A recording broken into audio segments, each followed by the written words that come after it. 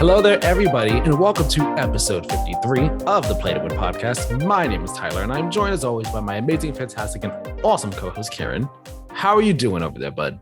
What's been going on with you? How's the week been? How's life? What's going on in the gaming space for you? You know, just give us the brief overview of sorts of Keiran's life. A week in Keiran's life. A week in Keiran's life. No sleep, uni assessments, and work. Very little time to do anything else. That sounds like it just sounds, you know, it sounds tough. I say it every week, but whenever like you mention you know, the stresses of school and stuff, it reminds me again of back when I was in college. It's just like, all right, I got these essays to do for this class. Since I was an English major, you know, essays were things we had to do all the time. So like these essays for this class, I got to read 50 pages for this story and 50 pages of this book over here. And then I got to take notes for this and notes for that and everything. And it was a lot. And I 100% understand your struggle. And I just realized my ring light's not on. So I'm about to turn that on right now. There we go. Yeah. My course lecture, my overall course lecture professor made a bit of a muck up this week, because in the like stuff that we get sent every week on like what to read, they were just like, read book 2. And I'm like, what do you mean read book 2? Book 2 is like 700 pages long. What do you mean read book 2? And then read what from book 2? Tell us. Yeah. But it was like, right, yeah, don't read all 700 pages. Read like the first 200 and you're good. That's still 200 it's pages. A lot, yeah. That's still 200 pages, sir. Yep. What do you mean 200 pages in a week? I have other things to do with my life. Come on now. Be considerate. Think of these people. Yeah. Well, you've been having a busy week. I'm sorry to hear that, but you're making it through it. You're making it through the week, and that's you know, that's the thing. You could get to the end of the week and say, "I am here." Like All Might, have no fear. I am here. I might have butchered that a tad bit. It's been a while since I saw like the early seasons of My Hero Academia, where like that was a thing that was kind of prevalent in the show. Been a hot bit. Never see it. Oh man, My Hero so good. Season 6 is about to be lit. Oh my gosh, whenever season 6 starts up. Brief anime tangent here before we get into everything. Just like Attack on Titans. Like the final episode of part 2 of the final season aired on Sunday, and they were like, yeah, guess what, final season part 3 2023, guys. And this is like everyone's just like, all right, y'all are milking this now. Like, we don't want you to be overworked, but at the same time, y'all are milking the mess out of this. Like, this is ridiculous at this point. It was hilarious. It was funny. My week has been a bit of a busy one. Kind of a busy one. And if anyone follows me on Twitter, you will have seen that I tweeted out that I'm not doing my Horizon Forbidden West review anymore. It's canceled. It's done. Maybe it'll happen super far down the road. Highly doubt that'll ever happen, because at that point it'd be kind of pointless. So for all intents and purposes, it's canceled. Reason being, mentally for the past month, just haven't really been in like the best space to really work on that or really do much of a whole lot of other things. So, and I came to the realization, you know what? I need to focus on doing things that just make me happy. Yep. And whenever I thought about doing that review, and like whenever I thought about doing that review specifically, but just like stuff for quote unquote content's sake, just wasn't able to do it mentally. Essentially, that is the overview of it without getting into any real specifics and nitty gritty and all like that. So that review is canceled, and that was kind of eating away at my brain this week. And once I kind of made that decision Thursday night, Friday, I just felt so much lighter. It was like a weight was lifted off of me in a sense. So that's good. And that informs one of the topics that we talk about later on this episode, when we do a question of the episode, which we have not done in a very long time. So we'll be doing that later on, but let's start getting into this episode, because we've been kind of preambling a bit for quite a while here and all like that. I want to get into things because, you know, this is the Play to Win podcast show where we break down the week's biggest gaming news through in-depth discussion. And we don't have too many big topics to talk about this week, so it shouldn't be that long of an episode, but we'll probably still have some fairly in-depth discussions about some of these things. Before we have those discussions, remember to subscribe to the channel, over on YouTube. Hit the notification bell if you're over on YouTube. And if you're on podcast services, subscribe to us over there. That way, you get our review. I mean, not our reviews, our episodes. You get all the episodes and you get them right away. You get notified when they drop and are released, and so on and so forth. So subscribe, hit the notification bell. It all helps out so very much, and we greatly appreciate it from each and every one of you. So with all of that being said, all that preamble out the way, let's talk about this episode 53 of the Play to Win podcast. This week, a couple things went down, and we're going to be mainly talking about Unreal Engine 5 officially finally being released. Ubisoft is now closing the curtains on Ghost Recon and Breakpoint. They are saying curtains closed, lights are out, we're done. Yeah. Epic and Lego, surprisingly, are collaborating on an interesting project. And we got yet another weird quick update on the ever elusive Abandoned that we won't spend too much time talking about, but we got some new details on it. We'll get to all that a bit later. We're going to start things off by talking about Unreal Engine 5. It is officially out there. It's officially in the wild for anyone and everyone to use. And a lot of people are already using it. I had this was announced during Unreal Day, I believe is what Epic called it. Unreal Day, or Unreal state of Unreal event is what I believe Epic called it. It was an event, digital event they had earlier in the week, and basically announcing this, they showed off like a what was it? I guess you could say like a test footage type thing that the coalition made in using Unreal Engine 5. It wasn't representative of any actual game. I only saw screenshots, didn't get to see the actual video, but it seemed cool. Epic also announced that like the city that's in the Matrix, that was in the Matrix Unreal Engine 5 experience, that's available for people to use to like test open worlds for any games that they're making. They also announced that there's a shooter that's also been released for Unreal Engine 5 called, I believe it's called Lyra. That again, it's meant for people. Yeah, it's meant for developers to use as like to see what Unreal Engine 5 can do, to try and mess around with it, test around with it, and all like that. They're not actual games for us to play or anything like that.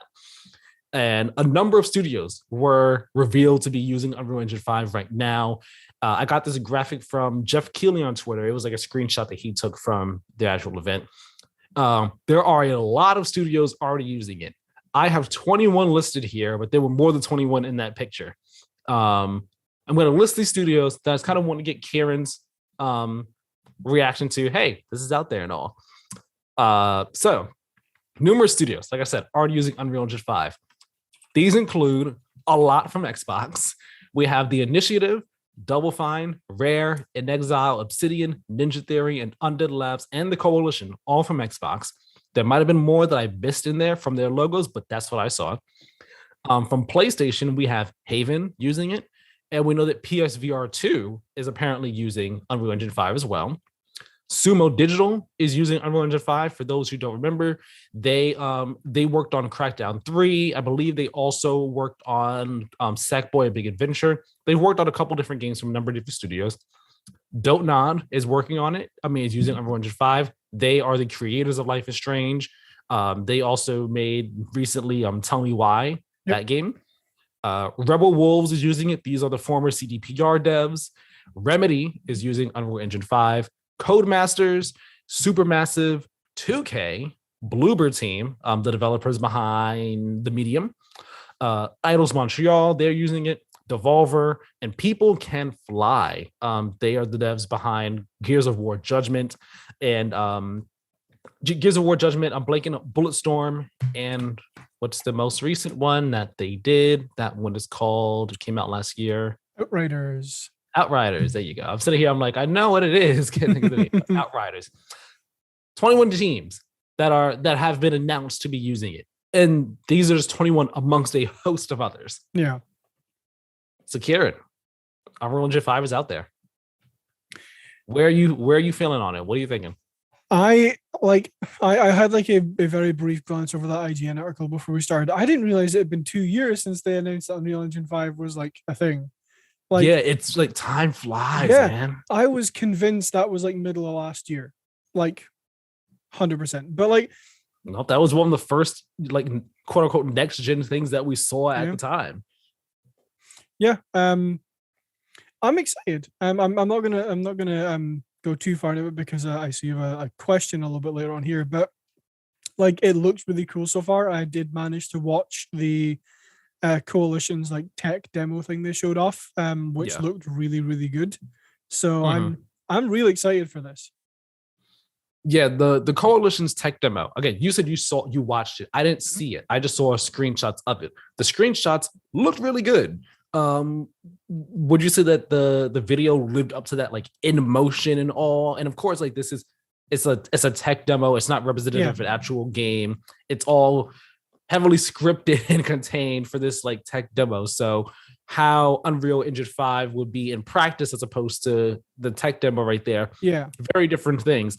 But this is also the coalition you working on it. So like they're going to be heavily invested with Unreal Engine 5 and knowing ins and outs of it all. It's going to be really Yeah. impressive seeing what they do with it. How was it in motion? Like, did you walk away from it like, whoa, Gears 6 is going to be looking amazing, immaculate? Like, what were you thinking from it? I mean, kind of, yeah. I mean, the thing that got me the most was the facial features. Like they did a bunch of close-ups on like people's faces and like what character models are going to look like in Unreal Engine 5. And like it looks really impressive. It looks really good. The level of detail that you're able to achieve is quite impressive. Nice. Yeah, the face that I saw of the guy, I saw one of the close-ups of the guy who was holding like that stone. I was just like, man, that's a good looking face right there. Yeah. That's a really good looking face right there. And just the lighting from what I can see as well in the screenshots I saw, it looked like the lighting was doing really cool things as well. So I'm looking forward to. I'm looking forward to seeing what some of these teams do with Unreal Engine 5, especially again the coalition for sure. Like Gears 5, the footage I've seen of Gears 5 looks amazing. So I can only imagine what Gears 6 is going to be looking like. Like I'm sure it's going to be looking fantastic. Yeah, sorry, I just wanted to chime in for a second. I'm on the IGN article again. I'm looking at the like screenshot of the Matrix game that has like the traffic light with like the building kind of out of focus in the background. This looks like somebody was in New York and took a photo, like with a like it looks so damn good. It does. It does. I'm really excited. I'm really excited to see what these developers do for us with these games. There is one other developer that we know is working on Unreal Engine 5 that I did not list before because we also now know what they are making. And that is Crystal Dynamics. They have announced that they are working on a brand new Tomb Raider game and it's using Unreal Engine 5.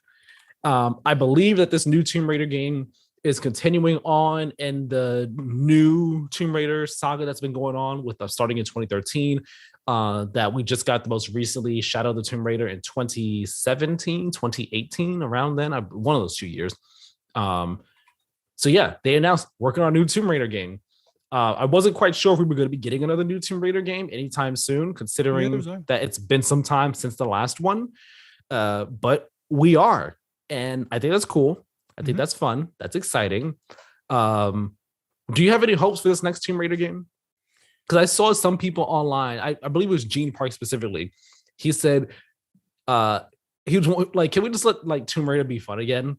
Like, can we do we let her, like enjoy going into tombs, raiding tombs, and shooting bad guys and fighting bad guys instead of the really serious, gritty story that we've been telling with Lara for the past 3 games and all. Like, let's have her actually enjoy doing it. Like, and there's also the concerns people raise of, but what about promoting colonialism and all? And just like, oh, like, yeah, but like let this just be a video game. Let this just be a video game. Let's get it back to how it was when Tomb Raider first started and all. Like, what do you have any hopes or wants from the next one? I mean, not really. I'm not the biggest Tomb Raider fan. I mean, to be fair, the only ones I've played are the ones from Crystal Dynamics, like the two most recent ones, but not the third.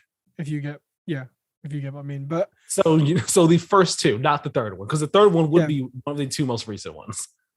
Yes, yeah, Tomb Raider, and then the one after that, but and not Rise of the Tomb Raider. You have not played Shadow of the Tomb Raider. No, I haven't played Shadow because I I really tried to enjoy the first two, and like I just couldn't. I don't know why. I don't know what possessed me at the time to be like, nah, I'm good. But I mean, I hope it's a good game, and I'm positive it's gonna look great on UE5. Oh, for sure. Like I played the first one. I played it. I think I played it in 2013. If not, I played it in 2014. I played it on PS3. I know that for a fact. And then I have Rise of the Tomb Raider. I've had it on my PS4. Well, I had it on my PS4 for a while because of PlayStation Plus. It's on my PS5 now. I played like an hour and a half of it a year or two ago, and I have not gone back to it. I've meant to. I just have it. It was one of those things where I started playing. I was like, I'm in the mood to play something, but like not something I already have. I want to play something new. And I popped it in for an hour and a half. I was like, all right, cool. I'll continue this tomorrow. Have not touched it since. I need to go back to it so I can actually finish it because I do like it.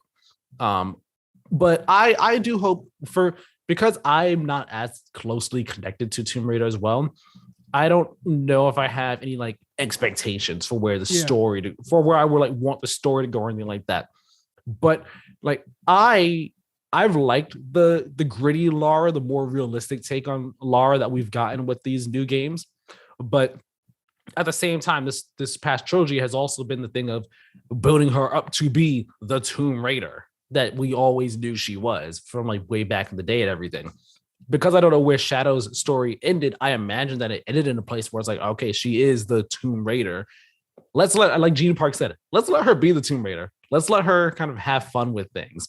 That's not to say there can't be like some realism to it in terms of I guess aesthetics and danger that she faces. Like but let's get a little bit crazy and wild with it again.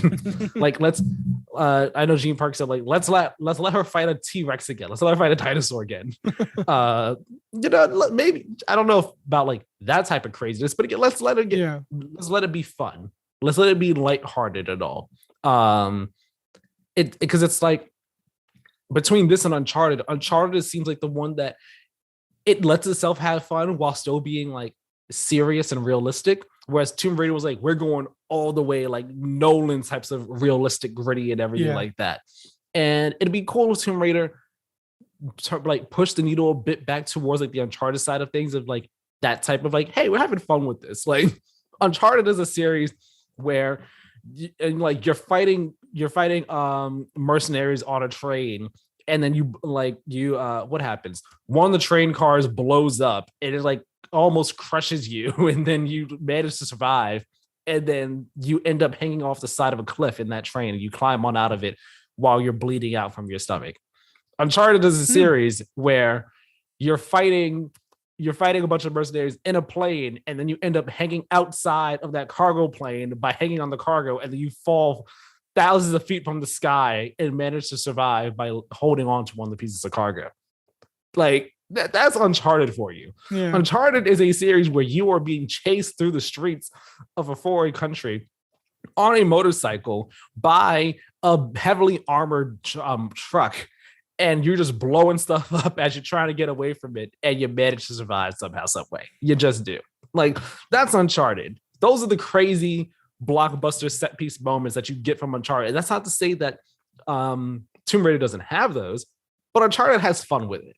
Yeah.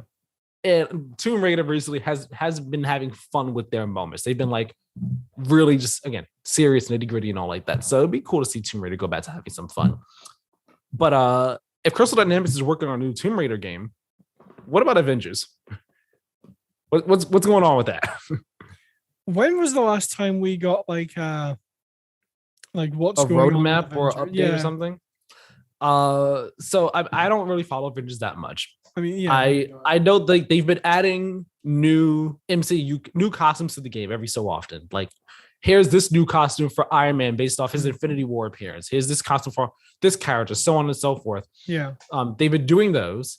Spider-Man came in the fall/winter of last year with the raid and everything. After that, I know they've been doing updates in terms of like, I guess, fixing progression type stuff or what have you. In terms of content roadmap, I don't know if there is one. I don't believe there's a content roadmap for Avengers. And I know that it was rumored / leaked that She-Hulk was going to be coming to the game somewhat soon. She-Hulk and or Captain Marvel, one of the two. I know She-Hulk for a fact was rumored / leaked to be coming. Like the voice actress kind of like was like, hey, coming soon, I guess. But other than that, yeah, nothing official has been announced. Give me a second. I'm looking at their website just now because I saw something that was like, for some reason it's not letting me view the entire article, but it says in like the little like synopsis on like the Google result that just says we're not ready to announce our next full here it is. Nope, never mind. They're not ready to announce their full roadmap yet, but there is something coming. Yeah, I really wonder what that is and when it's coming. And I at this point I wonder. I mean, we talked about it before, like after before Spider-Man came out, we were like, dude, I feel like maybe after Spider-Man comes out, they just kind of like say, all right, that's it. So that was the last thing we were contractually obligated to do. We're kind of done at this point. The game is a lost cause and move on. Because it just hasn't been bringing in the players that people have, like people won't like they want. And people really just haven't been drawn to the game. There hasn't been like that next thing. We don't know what's coming for Avengers. Just like we didn't know what was happening with Halo Infinite for so long. With other games, I guess you see like Anthem, so on and so forth. Like it's like you don't know what's coming, and what's there isn't all that enticing. No one's going to come back to play. So for me, I think this is Avengers. This is going to be like the slow death of Avengers right here, the start of it. I think that maybe we'll have like a Crystal Dynamics B team if they are able to have a B team working on the game. But I think that we're about to see that like Avengers just come to a close. I wouldn't be surprised if any day now they say like they announce their next roadmap, and then that roadmap has maybe one more character on it, and then it's like, yep, we're done. We're done is what it is, because at this point it's like diminishing returns. I wonder what the player count of Avengers is, and just like based off that player count, like you can't imagine that it's enough players to like justify keeping this game going and keeping making content for this game. Yeah, I mean, I would love to see this game like actually get more content and succeed and be great, but I don't have any hope for it anymore. Like at this point, I think there's a time bomb on it that's just waiting to go off before they're like, okay, we're done. Bye. Yeah, I think that Spider-Man and that raid was like the hope, like, all right, we got these two big things coming, and that'll bring a lot of players back in, and the game will like see some type of success. And people were not impressed with that Spider-Man at all. Not saying it was bad, but like people just weren't impressed with that Spider-Man. The raid, I don't know. I don't really remember actually seeing much reception about the raid, like good or bad.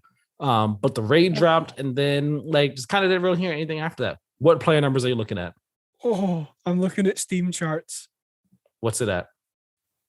In the last 30 days, it's averaged 350 players. Oh, and that's on Steam. Oh, I can only imagine what it's like on console then. That's actually kind of painful to look at. Like it's like it's not even that. For the past 1, 2, 3, 4, 5, 6, 7, 8. For the past 8 months, this game has not averaged over 1,000 players. What's been the highest, if you can see? September, it was 862. I think that tracks because that was around when the Black Panther expansion dropped. Yeah. That dropped either September or August. Yeah. Lowest has been 300. Yeah. I don't know. Like I said, I think this is the beginning of the slow end for Avengers. Yep.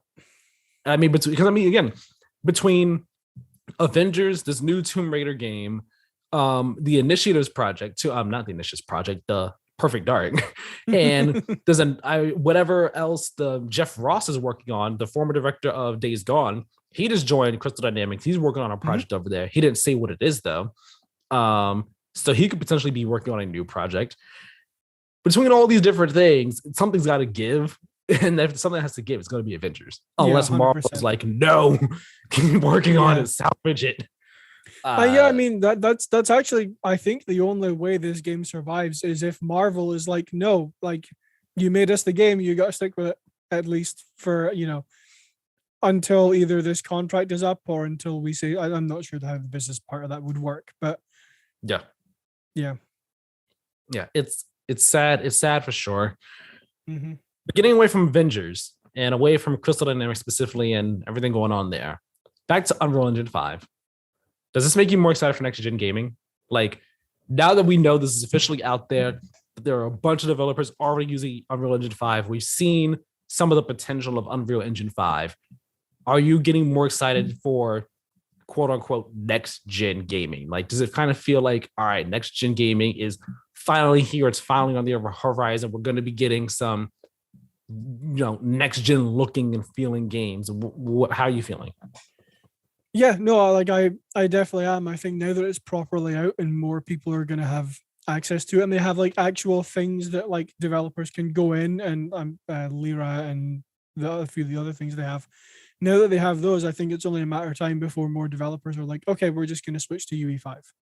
And I am very excited to see not only like what games are currently being made on UE5, but I'm also really excited to see what games are going to be made in 5-10 years on UE5.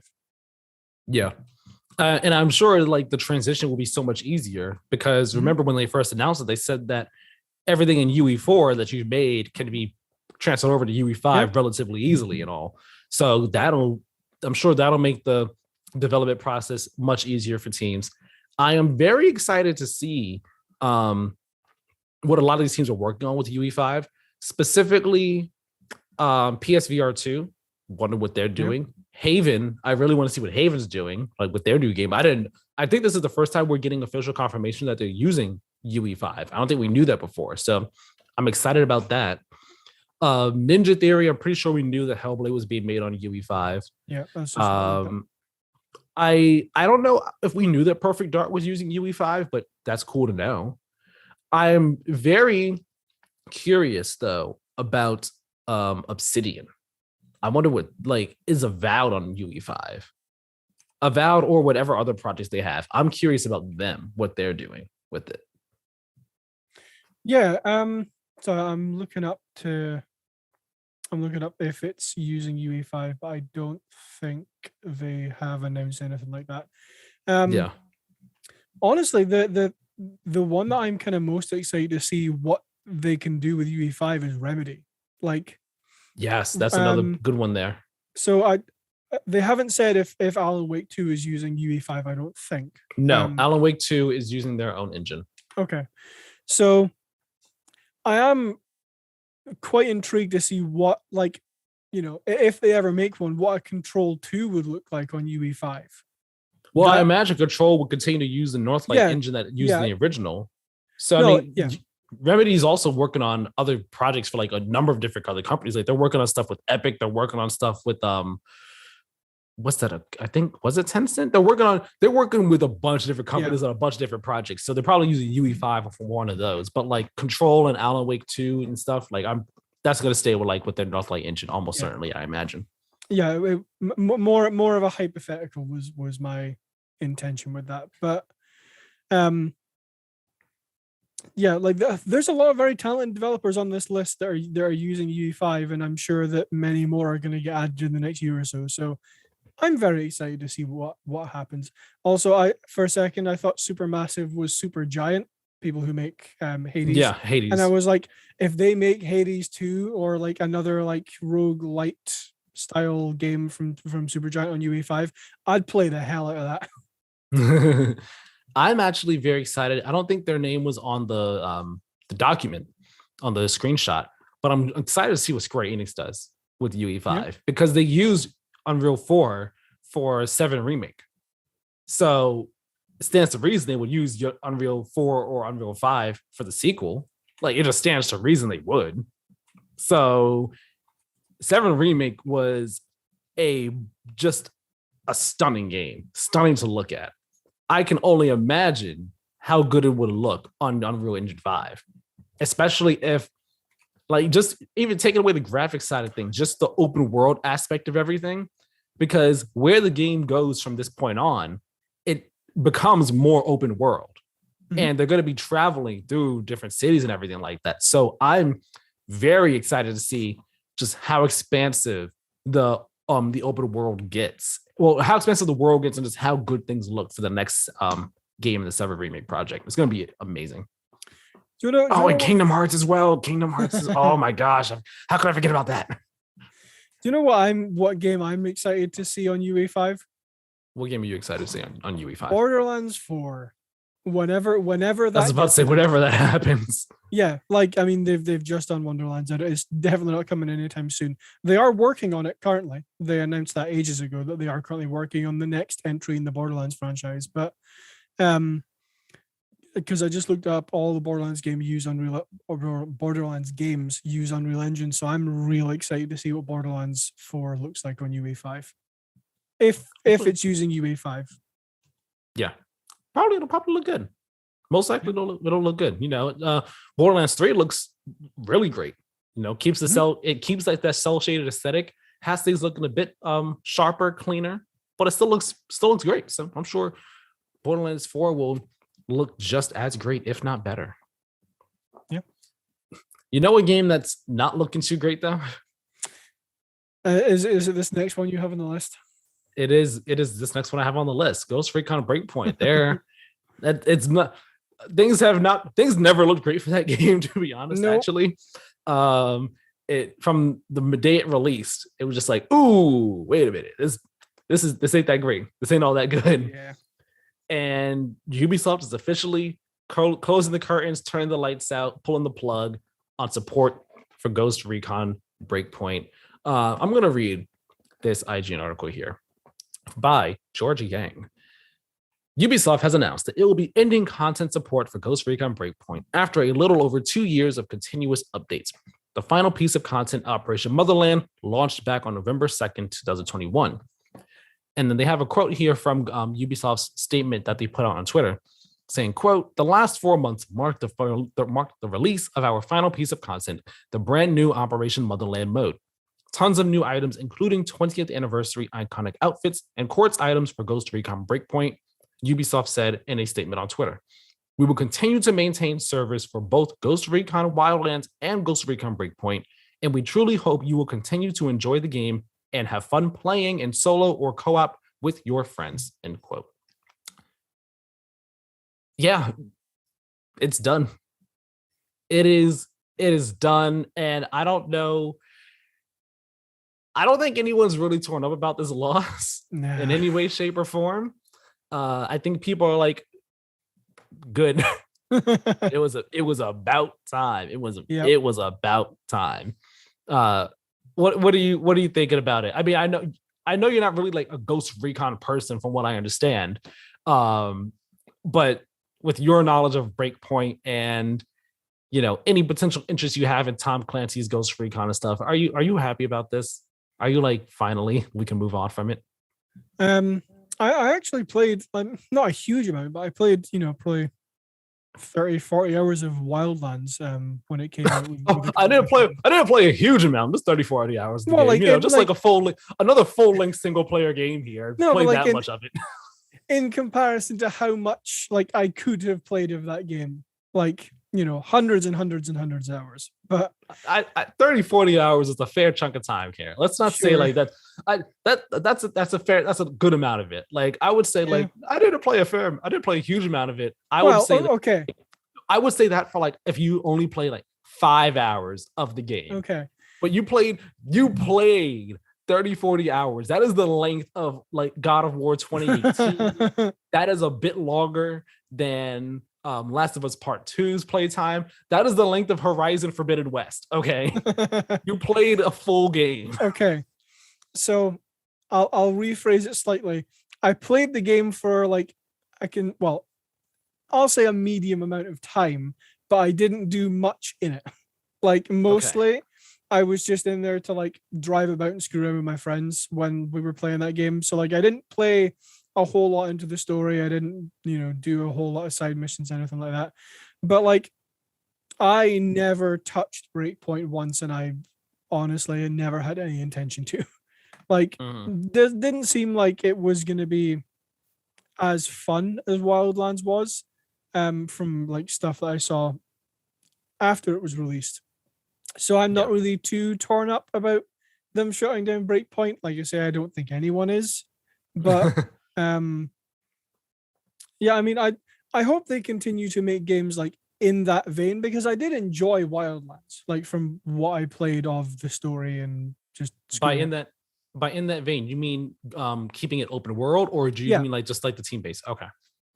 Yeah, I mean that too, actually. I mean, because even when like I don't know if you played Breakpoint or Wildlands, but like when you're not I playing did with not. other people, you can command your team.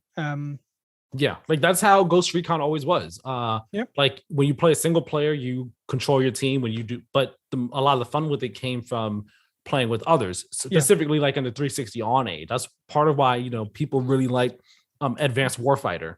I think it was specifically Advanced Warfighter 2 was a 360 one, unless both of them were on 360 and PS3 and stuff. I played a bit of Ghost Recon Advanced Warfighter 2, and I actually liked it a bit. I didn't have it, but I played it at someone else's house, and I enjoyed it because it was fun doing the whole tactical thing and so on and so forth. And I was into Wildlands when they first announced it. I was like, oh, this is super cool. I never played it, I never got it, but I was into the idea. So when Breakpoint came out, I was like, okay, cool. I was happy that they were continuing the idea of it. Then came out that it was actually a train wreck. It was just like, haha, not playing that one either. Sick. So yeah, I hope they still continue to make games in that vein, like open world and stuff, but maybe just do a better job of it next time. Yeah. Yeah. And I mean, we know, according to Kotaku sources, that a new Ghost Recon is reportedly in development. It's codenamed Over, and it could release as early as fiscal year 2023. So next year. That I'm guessing that's your hope for the next one, that they don't do everything bad about Breakpoint. They go back to what was good about Wildlands. Yep.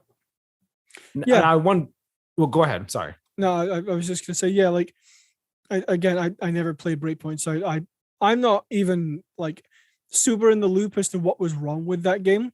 But I think part of it was like gear stuff. Part of it was also that they made it more like live servicey as opposed to what Wildlands was. My understanding, Wildlands wasn't really live servicey, but Breakpoint, they made it. Breakpoint was far more live servicey. Like you had your like Destiny-esque type of hub and all like that, and so on and so forth. And people that was part of like people's issues with the game. Yeah, don't do that. Don't do that. How would you feel if they made it more? If they made it back to single player, well, not single player, more of a linear affair, like older Ghost Recon games, instead of the open world that Wildlands established. Just because my brain has been real dumb right now. It's a Tom Clancy game, right? Ghost Recon. Yes, it is. Yeah. Okay. Sorry, my I had an entire like brain melt moment there for a second, but I really hope they actually go back to doing like the linear, like story campaign kind of games. Like I really, really, really want a new Rainbow Six Vegas game. Like, I played, I think, Rainbow Six Vegas 2 with a friend of mine. We played it start to finish. Yeah. And I had a blast with it. It was so much fun. Much fun. Like, yeah, it really was. And that's kind of why I hope they're going to go back to. They're not, because they're going to. This is Ubisoft we're talking about. I was like, they're either going to make it like Wildlands and kind of maybe try and slip in a few live service elements here or there, or they're just gonna make Ghost Recon Breakpoint V2. Right. Yeah, I highly doubt that they're gonna go back to what people want from it. I mean, again, people liked Wildlands, so that's not saying that people don't want it to be open world. If it's open world, just don't do what Breakpoint did. But I know that there are also a contingent of fans out there that are like, hey, we kind of want the more linear focused campaign type missions. The more well-crafted design missions that allow us to like really learn them and so on and so forth, that we had in past Ghost Recon type games and the Rainbow Six games and all. So I mean, I could go either way on it. I don't really have a preference for it as long as it's just a good, well-made game at the end of the day. The one thing that me and everyone else can agree on, though, is no NFTs in it. Please and thank 100%. You. But what do you think is going to be next for the NFTs that, for Ubisoft's Quartz NFTs? Because Breakpoint was the experiment. And as they kind of said in like their message, like to anyone, who, I'm paraphrasing here, but to the players who bought the any Quartz NFTs, you all made your mark on history. You own a piece of history. It's just like, I guess, sure, maybe, but like no one actually cares. No one really wants these. No. So do we think that they're going to be like, all right, we saw the reception to it, it's going to be the end of it? Or yeah, I don't think so either. Because I mean, they're also hiring for more people in like blockchain related positions and stuff. I think that they're going to try and double down on them in whatever the next Ghost Recon game is. And people are not going to like that. Yeah, like Ubisoft to me is Mr. Krabs. They're like, I will get money however I can and I don't care. Like, that's in my head, that's kind of what Ubisoft has become in recent years. And I hate that because I've said this previously on the podcast. It's like, I remember when Ubisoft was like one of the best video game makers in the business. And now it's, live service, NFTs, money. So yeah, like the Quartz is not going away. Like you can put all the backlash and uproar you want on Quartz. It's staying. I wonder, do you think that they're going to put Quartz in the Avatar game? Or do you think Disney and Fox are going to be like, keep that out? Don't you dare. I really want to say no. I really do, but I can't. Like, I don't think it's absolutely certain. Like, I don't think it's there for sure. But in my head, I'm picturing Avatar more as like a single player story kind of driven game rather than we're going to try and make this live service too.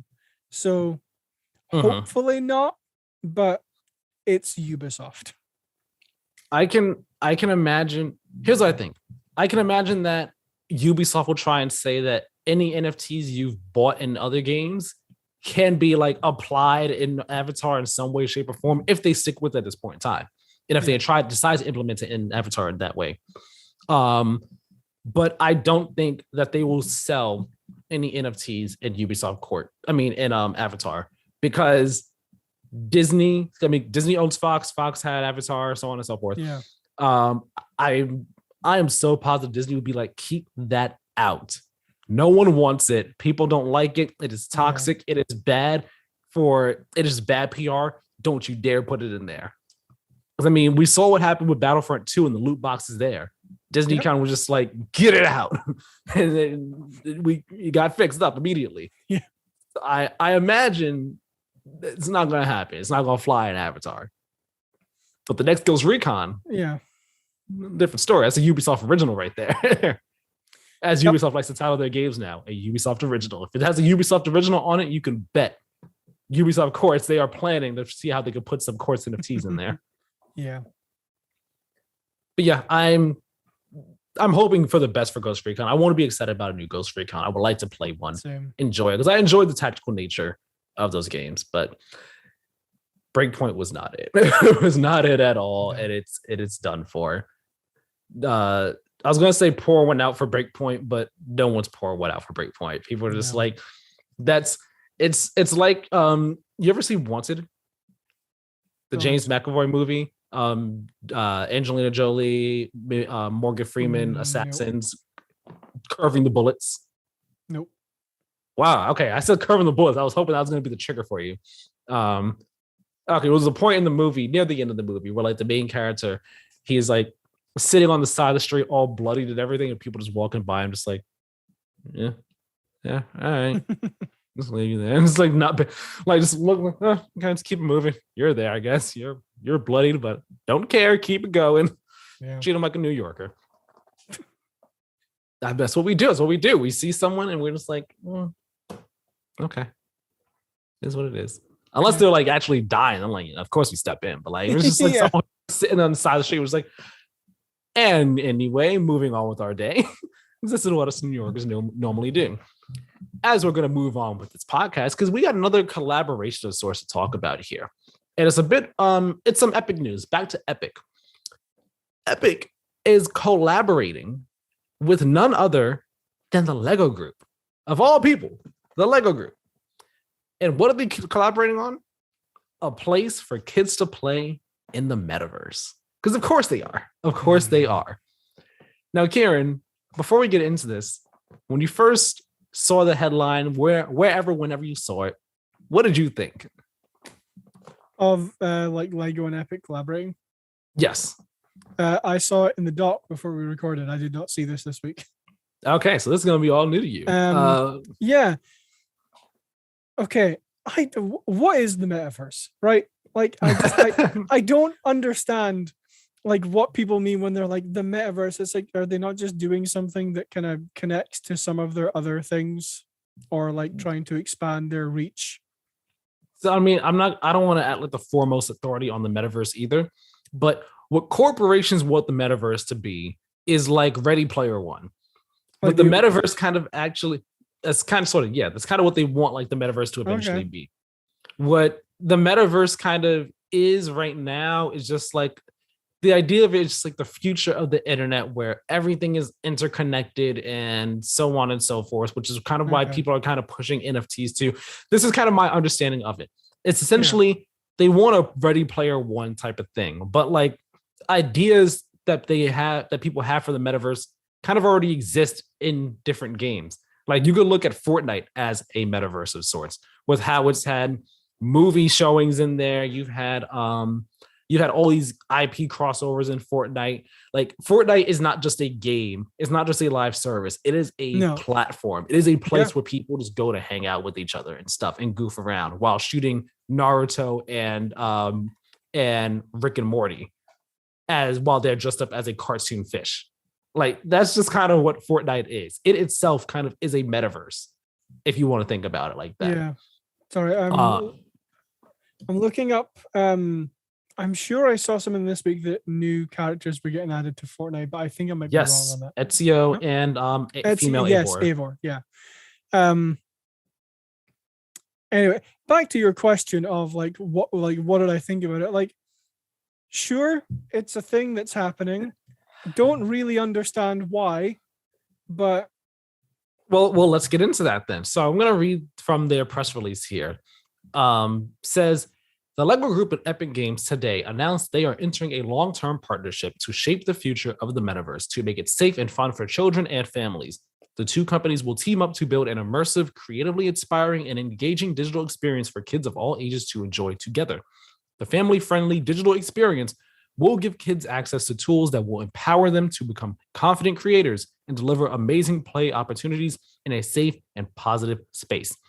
Now, Niels B. Christensen, the CEO of the Lego Group, said, quote, "Kids enjoy playing in digital and physical worlds and move seamlessly between the two. We believe there is huge potential for them to develop lifelong skills such as creativity, collaboration, and communication through digital experiences. But we have a responsibility to make them safe, inspiring, and beneficial for all. Just as we've protected children's rights to safe physical play for generations, we are committed to doing the same for digital play. We look forward to working with Epic Games to shape this exciting and playful future," end quote. Tim Sweeney, CEO and founder of Epic Games, said, quote, "The Lego Group has captivated the imagination of children and adults through creative play for nearly a century, and we are excited to come together to build a space in the metaverse that's fun, entertaining, and made for kids and families," end quote. Continuing on in their press release, they say here, as the metaverse evolves, it is reshaping how people meet, play, work, learn, and interact in a virtual 3D world. The Lego Group and Epic Games will combine their extensive experience to ensure that this next iteration of the internet is designed from the outset with the well-being of kids in mind. Epic Games has expertise in building creative tools and immersive worlds that are open and accessible to players and developers everywhere. It is at the forefront of popular culture, creating experiences that connect people through gaming, music, and creative collaboration.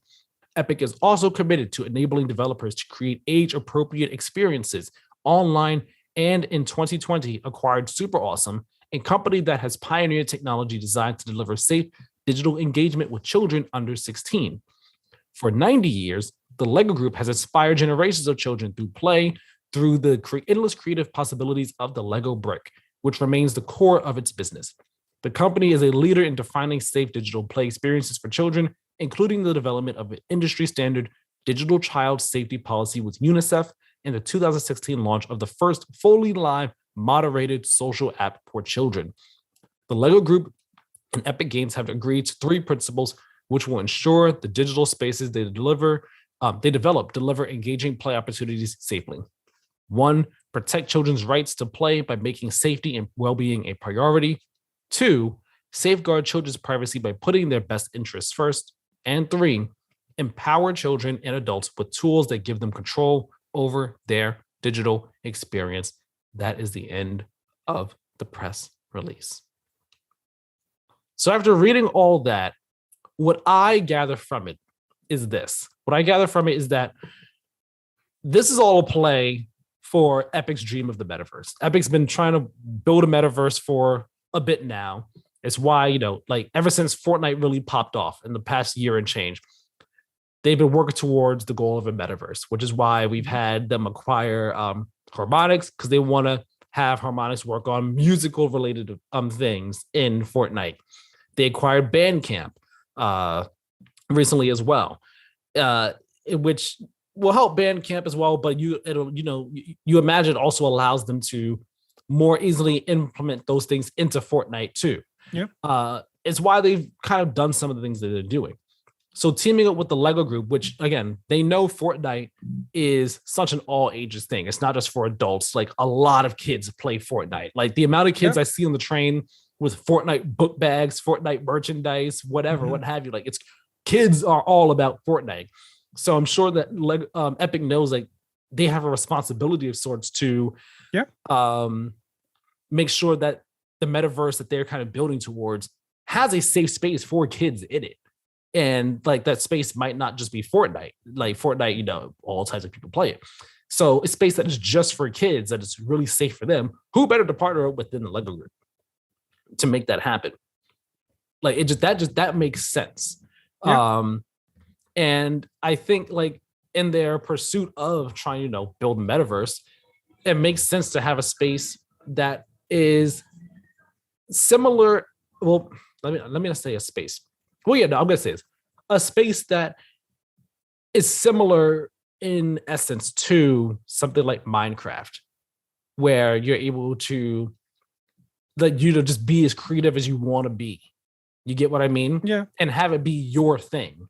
And I also saw some people say that this is kind of I guess I don't want to say attacking, but like pushing against Roblox. Because Roblox, from what I understand of it, has a huge community of kids that love to like play games on Roblox and make games on Roblox and stuff.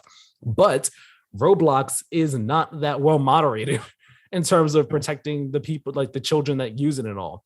And so Epic and Lego partnering up to make a safe space for kids to create and play and stuff. It's meant like this is just going to be a blow against Roblox. And it's going to really put the spotlight on them like, hey, they're over here making a safe space for kids that can do a lot of things that you all do over there at Roblox. And except Roblox, that's just like the red light district. Yeah. If you get what I mean. Yeah. Yeah. And I mean, did you ever play Lego Worlds? Came out in 2017. I did not. I remember it. That was supposed to be more like the Lego version of Minecraft. Right.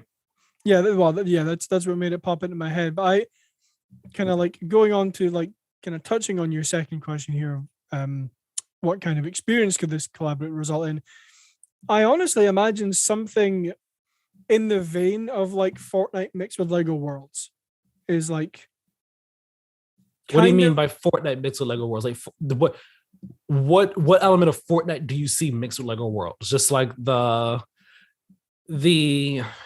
communal aspect of Fortnite, or like what element of Fortnite are you seeing like mixed with Lego Worlds? I mean, kind of the communal aspect, but more of the like, because I mean, one of the biggest things that kind of drives Fortnite is like the events that they have and the like collaborations that they do. I imagine something in the vein of that, where like they build their own kind of like Minecraft, Roblox, Lego Worlds, Fortnite, like big pot of something. And just have that be like their. I'm trying to think, how would you describe Roblox? Like their kid Roblox isn't really kid friendly, but well, I mean, their version of Roblox, just to put like a very top level hat on it. Yeah. I can imagine them doing something like that because I think Lego Worlds was fairly popular. Like at least when it came, I don't know what the current player numbers are, but when it came out, I think it was largely popular. Fortnite has no signs of slowing down ever. So yeah, like I actually, now that like I've read the press statement and like thought a little bit about it, I think this could actually be kind of good. Oh yeah, I am 100% on board like with what you're saying and all. I think that it could. I mean, we said it before, just the Roblox comparison. I think that this will result in a better version of Roblox. Yeah. Like you have all of Epic's money behind it. You have all of Lego's money behind it. The ideas that they could come up with to make sure that it is a safe space for kids and just all the creation possibilities that are at hand. What with Epic's Unreal Engine, with the creative ideas that the Lego company has and all the things that they have. Like if Lego's like, all right, as part of this experience, you have access to literally every Lego creation that we have ever made before it is in this game. So our Star Wars creations, they're here. The Harry Potter ones, they're here. The Jurassic World ones, they're here. Lego City ones, like anything that we've made, you can, it's in here. Any brick type we've made, it's in here. You could make what you want with it, whether it be a game of some sort, whether it be a world of some sort, what have you. Like, I think that could be really cool. And that could be really cool and really awesome, especially if they wanted to use it to like help kids learn stuff as well, whether it be learning, learning how to make a game, or someone could make, say, for example, let's say a city, right? Let's say, for example, someone makes New York and someone is in this experience and they're like someone that's never been to New York. They're on the other side of the world. It's just, let's say in Scotland, right? And they want to go on a tour of New York. Maybe they could go and someone could make like a New York in the game, and then you're able to go on a virtual tour of New York in this. Like that way you can learn about it, like things like that. I think it could be really cool. And that could also play into the metaverse ideas that Epic has. No, like I actually have pretty high hopes for this. Like, I think this is a very, very smart collaboration. Yeah, I think it's smart. I think it's intriguing. It's one of the more intriguing. Like you're like, huh? When you first read it, you're like, what? But then you hear about it, you're like, that actually makes sense. I'm curious how this turns out. I wonder how this turns out. No. Maybe, so good on Epic. Maybe a Lego mode will get added to Fortnite. Dear God, that'd be. I don't think a Lego mode. Maybe like a brief Lego event. Yeah. Like a Lego event where you can get like a Lego costume, like a Lego skin. You're walking around like a yellow Lego guy just smiling, pow pow pow pow pow pow pow. And when like you die, you fall into a bunch of bricks. Yeah, I was more thinking like, I think in a similar vein of you, of like have a Lego event, but like the map is Lego and all the guns are Lego and like that would be cool too. Yeah, that would be cool. Maybe that's something that could come down the road as well. We'll see what happens with it. We also got updates on another game that it's abandoned. I'm sorry. I want to think of something clever to say about it, but there's nothing clever to say about abandoned. Like this game it is the great mystery of the gaming industry for the past year and so. Well, actually, the past year, really, because it's been about a full year since this game was first announced. Gaming's greatest mystery, up there with the likes of Half-Life 3. What other great gaming mysteries are there? I think there are some other ones I'm just blanking on right now. But let's just say up there with Half-Life 3. What is this? I was waiting to say Crisis 4. I'm like, nope, that's happening. Yeah, I mean, there is a question of like the great mystery of can it run Crisis, but we already know the answer to those questions. Not about Crisis 4 though. But anyway, Abandoned, the game, which brief recap for everyone, was announced as part of a PlayStation blog last year. It was supposed to be a survival horror game. Well, survival game with maybe some horror elements in it. Who knew? And then there were many people were speculating, oh, was it Silent Hill? Is Kojima behind it? Because of the developer Blue Box Studios, their weird marketing and everything they were doing for it. They were like, oh, the game starts with an S, ends with an L. People were like, Silent Hill, it's Silent Hill. They had posted a picture like with the title Abandoned, and then a blurry face behind it of a guy with an eye patch. And people were like, oh my gosh, it's someone from Metal Gear. People translated the creator's name, Hassan Karaman, and translated to Hideo Kojima. And just like people were, well, maybe not Hideo Kojima, but like Hideo was like the translation.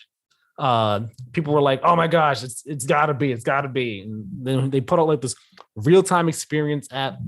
They said they're going to be putting stuff on it consistently. They put one thing on it, which ended up being a 5-second clip that had been posted on Twitter like days prior. There was nothing that had been added to it since then. The game, like the development went silent. Like people kind of dug up stuff in the game's history and the developer's history. They were like, oh, it's just a scam. Nothing's going to happen with it. It's been the greatest mystery. They went quiet some time ago, though, and they've come back. What's up? I was just going to say, I feel like this is gaming's Rickroll at this point. I like that.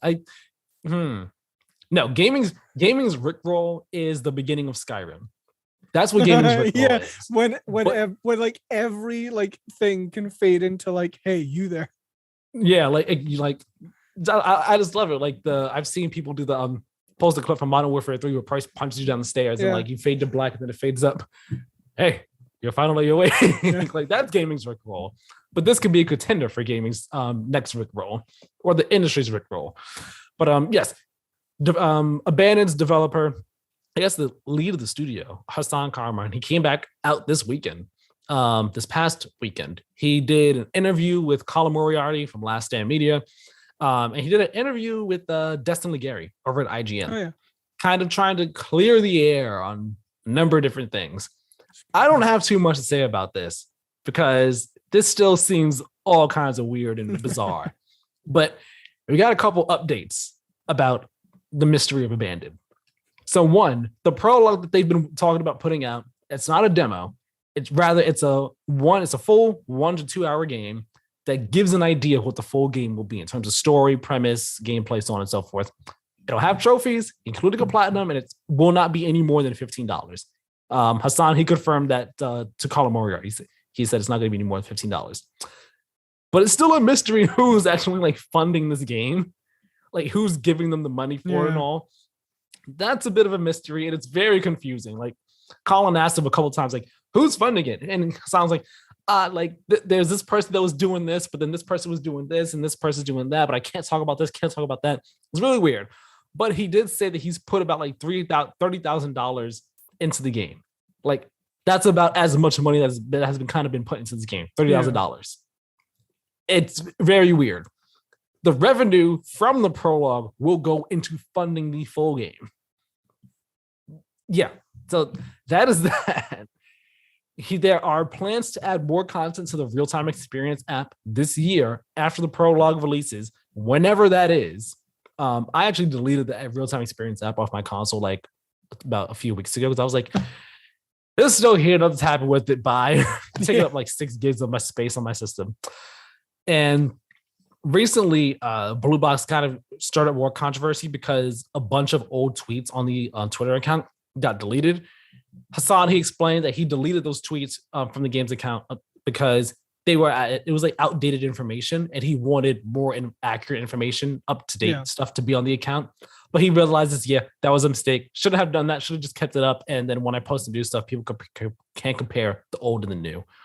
And then he goes on to say that we haven't seen more of the game because he's still deciding whether to show in development footage or finished footage of the game, because he knows that the gaming community, how they can react to things that's not finished.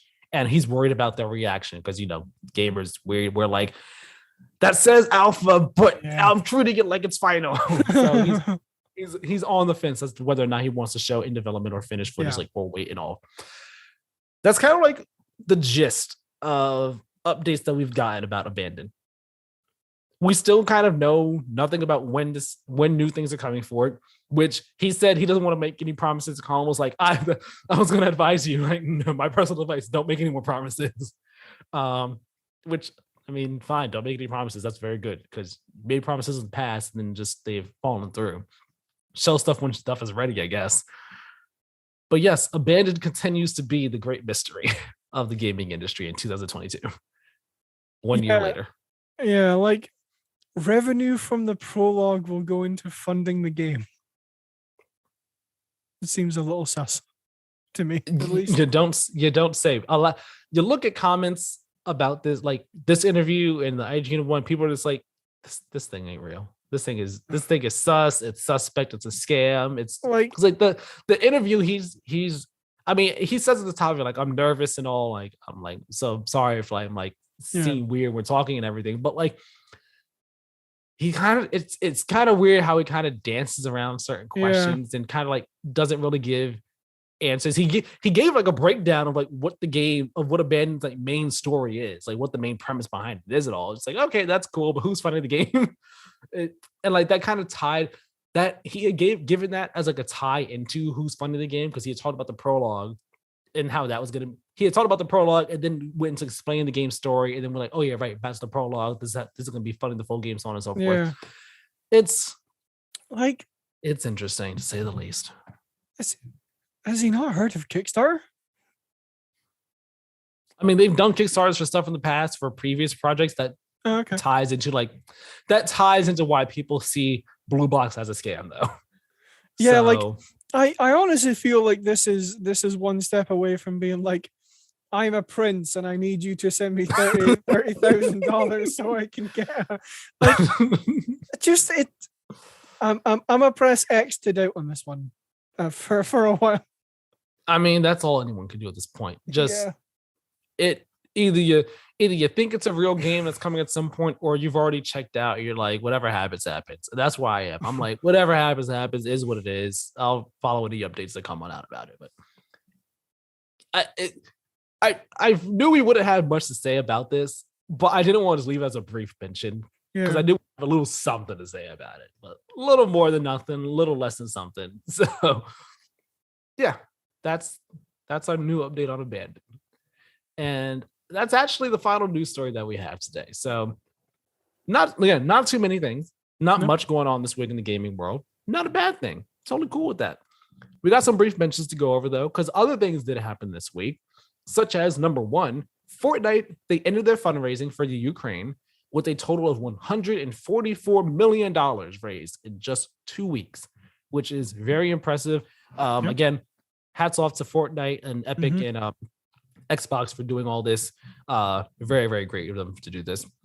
The 8-bit big band, they won a Grammy for best arrangement, instrumental or a cappella, for their cover of Meta Knight's Revenge from Kirby Superstar. Thought that was just a neat little thing right there. Mario Golf is coming to Switch Online Plus expansion pack on April 15th, which is nice for anyone that wanted to play that. We also got some Game Pass editions for April announced. A lot of them are like cloud, like, hey, here's something coming to the cloud for EA Play, this, that. But the highlights for the month so far are MLB The Show 22, coming to cloud and console. Well, it's already out for cloud and console. Life is Strange True Colors. That'll be coming cloud, console, and PC on April 12th. I urge everyone that is a Game Pass subscriber to play this game. It is amazing. One of the best games of 2021. Play this game. Lost in Random is also coming April 14th to cloud, console, and PC as part of EA Play. Those are some of the highlights. There's other stuff coming too. If you want to check it out, go ahead, check out Xbox Wire. Jim Ryan has confirmed that PlayStation has more acquisitions planned. We kind of already knew this, but he just straight up confirmed it. Yeah. We got more things coming down the pipeline. We'll see what they are. I wonder if one of them is one of the massive ones that Jeff Grubb, Greg Miller were talking about. Remedy, speaking about them a little bit more, they and Rockstar have announced remakes of Max Payne 1 and 2. Remedy will be developing the games on the engine used for Control and Alan Wake 2, while Rockstar will be publishing and funding the project. This is actually, I debated making this a main story. Only reason I did it is because I never played the originals, and I don't believe you have either. No. So we have nothing really to say about them, but this is a big deal. This is huge.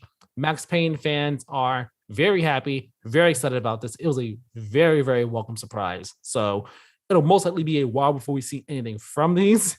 But those are in the works. I saw you thinking of something. What do you want to say? No, I was just. I think I've played a little bit of Max Payne 3. Okay. Like, if I close my eyes, I can picture being on a rooftop. Either I'm defending a helicopter, or I'm trying to get to a helicopter. I think that game was Max Payne 3. I can't say I never played it. I never played it, but I remember it coming out. That one was only Rockstar. Rockstar solely made that one.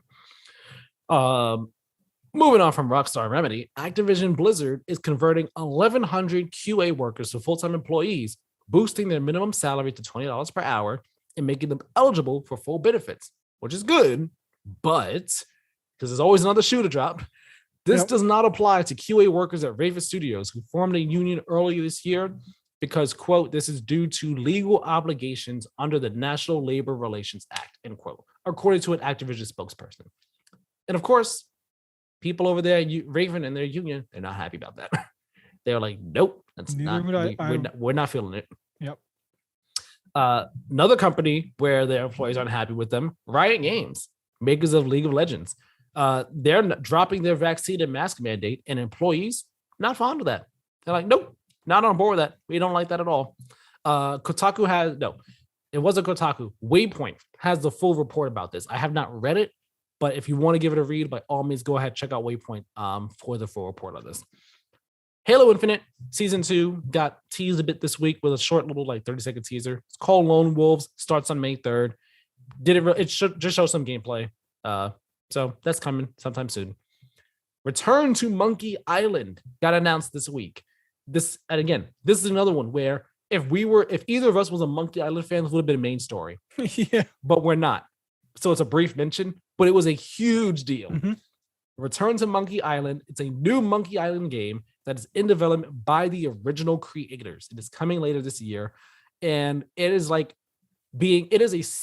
direct sequel to the original Monkey Island 2. It is ignoring anything else that came after that because the original creators are like, yeah, no, we always said if we were going to return, we were going to continue on from the last one we did because this is these are our characters here in this story. We want to continue this, not deal with anyone else's baggage and stuff like that. So this made a lot of people very, very, very, very happy when this was announced. And I was just like, congratulations to you guys. Good for you. The BAFTAs happened this week, and we got some winners. We got a lot of winners over here. At first, I was just going to list off some of the highlights, but I actually want to list off all the winners here. So I'm going to list off all the winners. And the BAFTAs, they're kind of, I guess you could look at them as the GDC awards, but not GDC awards. They're the British Academy of what is it? What is BAFTA's Academy of Fine Arts? That's what I thought it was. British Academy. Well, the British Academy Game Awards. That's kind of what it's written out here as. They're in the UK essentially. It's their classy award show for games that they do. Winners, nominees, all that stuff. Let's go through them real quickly. Performer in a supporting role that went to Kimberly Brooks as Hollis Forsyth in Psychonauts 2. Didn't play it yet, but congratulations to her.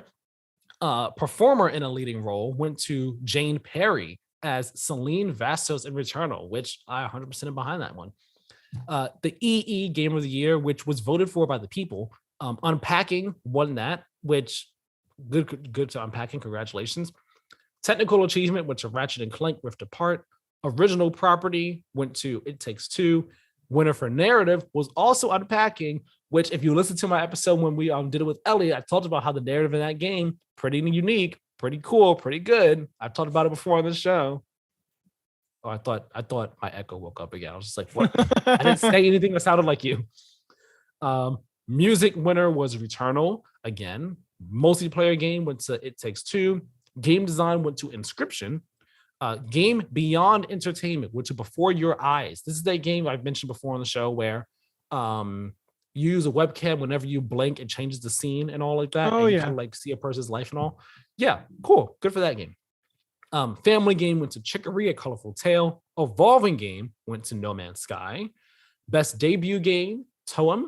This is a photography type game, black and white photography type game. Seems cool. I want to play it. Audio achievement and artistic achievement both went to The Artful Escape. The best British game, which I think is a very weird category, but best British game went to Forza Horizon 5, and the best game of the year went to Returnal. Congratulations to all the winners. Mhm. Best British game just seems so weird to me. It's a very Like, odd category. Not to discredit any of these other games, but like nominees for British game, when you look at them, like I'd be annoyed if Forza Horizon 5 didn't win in that list. Yeah. Yeah, that makes total sense. In the final brief mention here, don't click on this, Keiran. I have not. It is, I want to talk about the most tweeted games globally on Twitter so far this year, right? They have top 10. They have the top 10 here, okay? Elden Ring is on this list. Where do you think it is in the top 10? Has to be number 1, right? It is not number 1. Damn. Okay. A different game is number 1, and when you hear about it, you'll be like, that makes sense. 4. It is not 4 either. Is it in between 1 and 4? It is not. Let's work our way from the top down, okay? Okay. Number 1. This is some mobile game, also on console too. A lot of anime waifus in this. A lot of anime-esque looking characters in this game. A lot of people play this game. Genshin. Yeah, Genshin Impact number 1, which makes sense. Like I said, you hear it makes sense. Number 2. This game took the world by storm. So a lot of people playing it. Elden Ring. No. A lot of people playing it. A lot of people talking about it on Twitter. Indie or hype has kind of died down on it some. I don't want to say something. Hype has definitely died down on it, but people are still playing it. People still enjoying it. I play it every single day. I don't talk about it on the show, but I play it every single day. Pokemon Go? No, not Pokemon Go. I said it came out earlier this year. Oh, I didn't know. It did not come out early this year. It came out like last year, like near the end of last year. But like the hype really took off this year. Near the end of last year, really hyped. It really came out. It was not hyped when it came out, but people started playing it this year. Like it took off this year. It took the world by storm this year. No, you're gonna have to give me this one. Maybe you've heard of it. Wordle. I almost just swore. That's not a. That is a game. That is a game. I thought we were talking about video games. I just said game. I said most tweet about games, and it is a game that people have been playing. And it is the second most tweeted about game globally this year so far. I have ran as far in the opposite direction from Wordle as I can get. Wordle's fun. Wordle's fun. Second most tweeted about game so far this year. That's why I didn't get it. Wild. I think it's absolutely wild, but it is very cool. Number 3, I'm just gonna say because I've never heard of it. It's called Ensemble Stars, I believe. Number 4, you know this game. You've played this game. It's not Elden Ring. We've already established that. Yeah. It's not Halo. You do some pews in this. It's not Halo, is it? It's not Halo. Halo is not in the top 10 at all. Do some pews. I've played it. You have played it. You have liked it. It's a pretty big game. Guardians? Number 4 talked about game globally? What? No, I don't know. Not Guardians. Not Guardians. Far from it. Far more popular than the Guardians. Pew game that I've played. Oh, Call of Duty. No, you're in the right mindset though. Battlefield. No.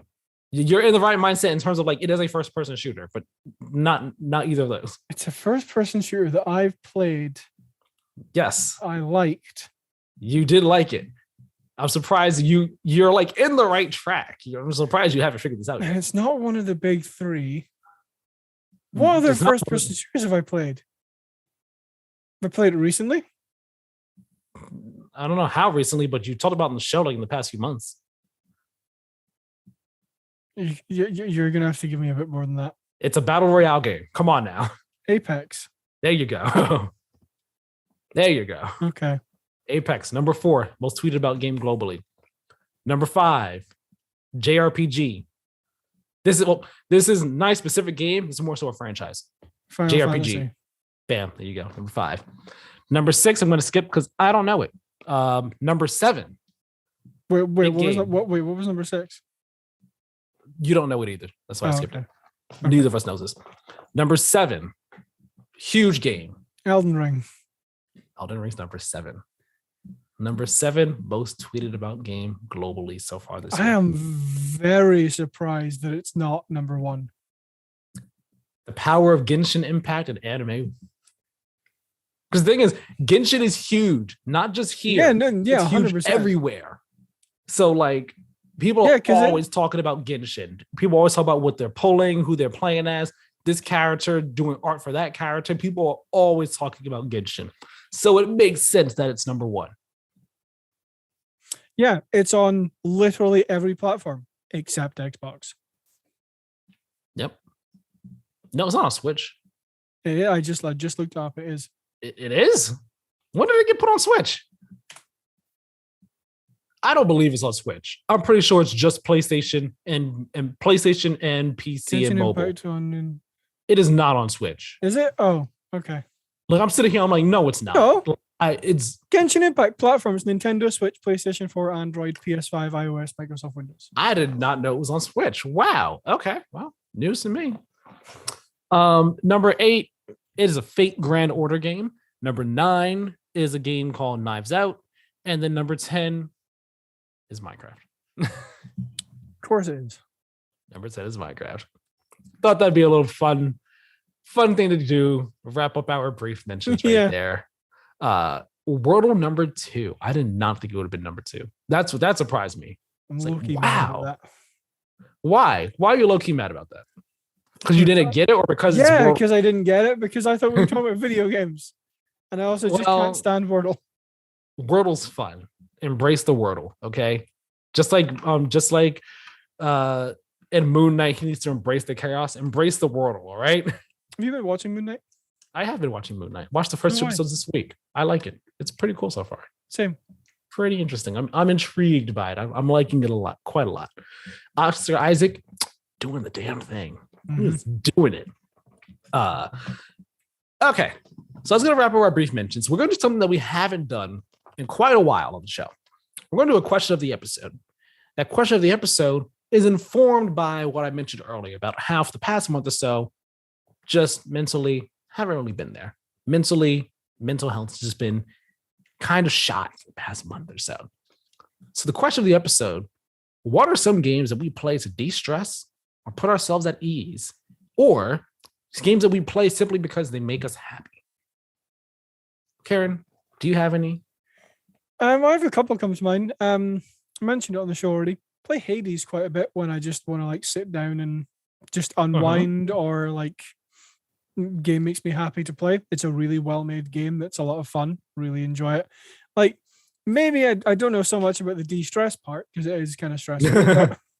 but it's a good game to just kind of sit down and turn my brain off and just do stuff. Yeah. You got any others? Hollow Knight. Okay. Yeah. You got any more? Say any more you got. I'm trying to think what I have installed right now. Well, not even just like what you have now installed. Like I know, but games that like I've played recently enough that they would be in my mind. You want a moment to think? Well, and I'll say some of mine. All right. So for me, of course, Kingdom Hearts 2, Kingdom Hearts 3 put me at ease. I mean, of course, they can be stressful on some boss fights, of course, but like playing any Kingdom Hearts game, it always makes me happy. It's just a good, jolly, joyful time right there. Those like I know those games so well. It's not too difficult for me. I could just like go ahead and put it on, have a good time. Sayonara Wild Hearts, that's another one for me, where it's just really chill. Really, I could just like vibe out to the music and everything and just like turn my brain off and just enjoy it. Enjoy the game, enjoy the vibes, enjoy the music for a good hour. For the hour it takes me to get through that game. That's another one. I could also for me, Mirror's Edge, which I'll talk about that when we do what we were playing, but Mirror's Edge. I was reminded this week of how much I loved that game when I was younger. And that's another game I could just pop in and just run, enjoy, and everything. GTA 5. That's another one for me. Okay. Where what I would do in that game sometimes is when I'm like, I did this when I was at college a lot. I haven't done it much now, but like if I was just like need to clear my head, I would pop in GTA 5, mute the game or turn off the radio in the game, play my own music, and just drive full speed on the highway that went around the map. And I had a route that I would just stay on the highway the entire time, and I would just do that. Just drive, just go and just drive around the map. And like I got really pretty good at driving full speed and like bobbing and weaving between cars, hitting some of these sharp turns full speed and everything like that. Like got pretty good at it, but it was just a way for me to just zone out, zen out, clear my head, listen to some music, and really enjoy doing that. I think let's see, do I have any others off the top of my head right now? I don't think I have any others off the top of my head, like games that I would play to de-stress or put myself at ease, or just because it makes me happy playing it. But each of those that I said for sure are ones it's just like, you know what, let me just play this. It'll help me feel good. You got any others that came to mind? Yeah. I'll explain Hollow Knight a bit more actually, because I don't necessarily play it for the gameplay. Like, don't get me wrong, the gameplay is incredibly fun and I will love it till the day I die. But I usually just play it to like chill out and just like listen to the soundtrack while I go around the world. Is kind of why I play it. Firewatch is another one that I can just kind of like. It's a really chill. Like, I mean, the story is maybe not entirely chill, but like it's a really chill game just to like walk around. The art looks good. It's just a really fun game to play. There was one more I thought of, and it's gone out of my head. Like, I mean, Borderlands 2, just because it's one of my favorite games ever. I'll leave it there because the other one I had is gone out of my head. Well, yeah, cool. Listeners, watchers, let us know in the comments down below. What are some games that you like to play to put yourself at ease, to de-stress, or what are games that you play just because like it makes you happy? You're like in a bad mood. You're like, you know, I want to play this. It'll put me in a good mood. Like, what are some games that do that for you? Let us know down in the comment section below. We can talk about it all. With all that out the way, though, we're gonna jump into what you've been playing. And Keiran, you have 2 things here. I have 5. I only really have much to say about one of them, really, but I want you to go ahead first. Okay. I'll start off with the bottom one because I haven't. Yeah, I wasn't expecting to see that there. Yeah, I haven't. I made a new friend. Like, in all seriousness, I made a new friend and like we've been playing Valorant. Like, nice, cool. Not a game that I ever thought I'd get into. It's very, very similar to CS:GO. In that, like, yes, you spawn in, you buy weapons, and then you're basically your goal is to either eliminate all the other enemy players or like plant the spike and have it go off, or defuse the spike if you're defending. So like, it's more fun than I thought it was going to be. I really enjoy playing CS:GO. Not that I play it, ever really anymore, but Valorant's actually kind of fun. I'm not, try harding at it.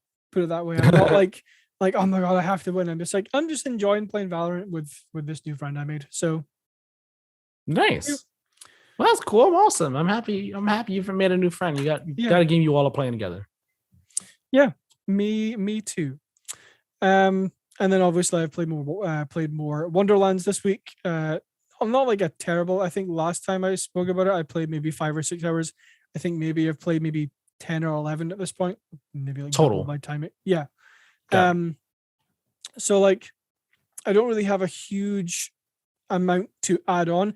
I want to correct myself because last week I said that there wasn't a way to travel in between like the different regions. Like you had to go back to the overworld. That is incorrect. I found that out while I was playing this week. You can, it's different from Borderlands where like you don't, or at least the way it worked in Borderlands 3 was you would be in this region, then say you wanted to travel to like a different planet, then you would like go back to the ship, right? And then you could go back to the ship, or you could go into like the planetary map and go and travel about that way. You go into the world map in this game, so like it kind of like pulls you out and gives you like a fantasy map kind of overview of like places you've been before, and you can go in and travel to different points in those regions from wherever you are. Okay, that's good. Yeah, it's made it a lot easier to get around. Not that I didn't like the overworld, because they've actually filled the overworld with like stuff to do. So like it's not terribly difficult to walk around. I also have a more up-to-date answer on something you asked me last week, and it's like, does it take a while to walk around the overworld? Yes, it does. Like again, not in like a super bad way, because they have filled it with like, oh, you can do like, they have dungeons which are just like little like mini encounters that you have like 1 or 2 or 3 sometimes, like just like waves of enemies that you go through, or you find side quests to do, or they have like a progression unlockable thing, where like there'll be like a gate you can't go through, but you need to like progress further in the game in order to get this thing that'll like lower the gate to just for instance, like get to one of the golden dice that are dotted around the map, which increase your loot luck and give you like, better loot depending on how high you roll on the D20. So still having a lot of fun with Wonderlands, still going to be continuing it. Pretty good game so far. Nice. I'm happy you're enjoying it. I still don't think I'm going to be getting it anytime soon, if at all. But I'm happy you're enjoying it. I'm happy you're having a good time with it. So that right there is what actually matters at the end of the day. Exactly. Like I said, this week I have 5 games here, but I didn't really play too much of any of them, to be frank. Change the word right there. Same meaning though. Like Crosscode, I played a little bit of it while I was at work on like lunch break and all like that. Didn't do much, just like did a side quest here, side quest there. Didn't really update too much with that. Kingdom Hearts 3, I beat one. Was it one? Yeah, I beat one of the data fights. I beat Xion, so I only have one more data fight left. Nice. Xion's fight was fun. It's crazy. I think we recorded on Sunday last time, right? Yep. So did I beat her that? I either beat her Sunday night or Monday night, because I popped the game on, tried 3 times, 3rd attempt I beat her. It was just like, yeah, I did it. I did the thing. Her fight was a lot of fun. So done with her. On to Master Xehanort now. He's the next one. Then I played a bit of Mirror's Edge this week. Like I said, I've had it on my Series X for a hot minute, and I was like, you know what? I want to play this. And popped it on, and I played it so much on the PS3. So much. There was this there was a bit of a, I guess you could say, an exploit you could do where if you need to raise your sensitivity up pretty high to do this stuff. If you jump to the side, right? If you do a sideways jump, what Faith does is like a whoop, like this, right? Yeah. And so if you do that and turn, so if you do that and then you turn to like in the direction that you push yourself in. So if you go like this and then you turn the camera, you're then facing forward, you're running forward. If you do it correctly, you'll be running with the speed boost from like the standing position. Okay. But you have to do it correctly. Yeah. If you do it wrong, you'll just like jump and turn and you won't actually move. You have to get the sequence correct. When I learned it when I was younger, I had it down really well so that you're able to get through levels faster. You're able to get through levels faster. And there was like some other glitches I knew how to do. Like there was one where you're able to like bypass a section of a level by jumping off a building and then performing like a midair, like 2 midair kicks to like kind of break your fall. And it allows you to be on the ground and like skip like a good 15, 30 seconds of a level. But I don't remember how to do it now. I want to remember how to do it. But basically saying all this, saying, really liked this game when I was younger, played it a whole lot, knew these levels at the back of my hand. I have not played this game in, at the very least, 8, 9 years. Damn. I'll tell you this much. I remembered, like, the first level of the game is a tutorial, so it reacquaints you with, like, the controls. I remember all the controls. Once I remembered how to do the little exploit, Keiran, I was off to the races. Like I was surprised at how well I remembered some of these levels. Like some of these levels I didn't even really play that much. I was like, wow, I remembered these very well. We're just speeding through them. I had a great time. I finished like half the game in 2 hours. The game is not a long one. If you know what to do in each level, it is not a long game. The original Mirror's Edge. So I'm definitely gonna go finish it at some point this week. It's been a blast. Been a blast playing through it. And it reminds me, just like, man, what I love so much about the original was that the levels because it was a linear game and each level was its own individual thing. The levels were well crafted and tailored experiences. In terms of like platforming and understanding where to go and so on and so forth. Whereas Catalyst, because it was open world, yes, like certain missions, like the individual missions, like kind of had that, but the open world, it just kind of lost some of that, that well-crafted, that specifically crafted nature of it all. That was like part of my issues with the game. It just didn't feel that fun to traverse around and all like that. It kind of lost some of the fun the original game had. So I've been enjoying going back to this one. I'm looking forward to one of the levels that takes place in a mall. I'm looking forward to that level a lot because it was a fun one to do. God of War 2018, I started replaying that this week because I've been wanting to for a hot minute, and I made the decision Thursday when I was like, you know what, I'm doing things that make me happy. So I'm gonna pop in God of War 2018. Yeah. And I played for about 2.5 hours. So I'm up to, I didn't do a new game plus, just did a regular new game, normal difficulty.